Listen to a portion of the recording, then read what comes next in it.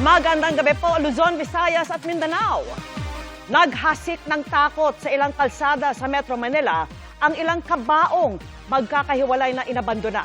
Ang iba, may litrato ng Chinese officials na inuuod o mensahe kontra China. Kinondena na yan ng Malacanang at ng Department of Foreign Affairs. Nag-iimbestiga na ang Philippine National Police lalo't nakuna ng CCTV ang pag-iwan sa ilang ataol. Panoorin yan sa pagtutok ni Ian Cruz. Sa katahimikan ng madaling araw kanina, pumarada sa Welcome Rotonda sa Quezon City ang isang van na nakatakipang plaka. May mga nakamask na magkakasunod na bumaba, kabilang ang ilang lalaking may kargang puting kabaong. Iniwan nila yan sa mismong rotonda bago bumalik ng sasakyan ng iba. Ang babaeng naunang bumaba, kaswal namang naglakad palayo. Malaburol ang kanilang iniwan na may mensaheng Chinese Communist Party, greedy at salot. Kapag may malaking issue sa bansa, laging may kilos protesta dito sa Welcome Rotonda sa pagitan ng Quezon City at Maynila. Karaniwan o ordinaryong tanawin na rin ang mga nagbababa ng gamit dito na karaniwang ginagamit sa mga protesta.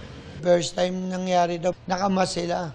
Eh alam mo naman, pag may mga ganun, minsan iniisip na magrarally lang dyan, maglalagay lang ng props. Pagka halos isang oras lang, may nag-iwan din ng kabaong sa Boy Scout Circle Rotonda sa South Triangle, Quezon City.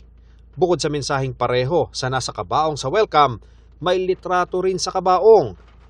Kinuha na ito ng Quezon City Police District. May 3 tao na naglapag.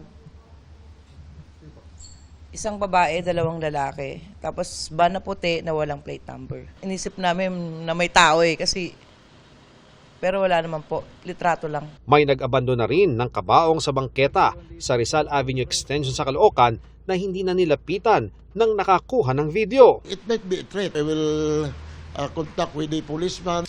Gayun din sa Santa Cruz, Manila. At sa Hilpuyat Avenue sa Makati, malapit sa Chinese Embassy. Nang suriin ng Makati Police Bomb Squad ang huli, tumambad ang mga papel na pareho rin ng mensahe at mga litratong kamuka ni na Chinese President Xi Jinping, Chinese Foreign Minister Wang Yi at Chinese Ambassador to the Philippines, Jing Quan. So anong gagawin po ninyong coordination sa kanila? May magdadagdag ba ng pulis dito sa area o ano ang plano? So as of na, wala muna kami masasabi niya kasi makipag-coordinate pa kami. Walang laman yung kabaong. Maliban lang doon sa may laman na parang tarpaulin. Standard operating procedure tayo. Naproseso na ng Scene of the Crime Operatives o SOCO ng pulisya lahat ng mga kabaong na inabandona sa pagitan ng alas 2 at alas 4 ng madaling araw.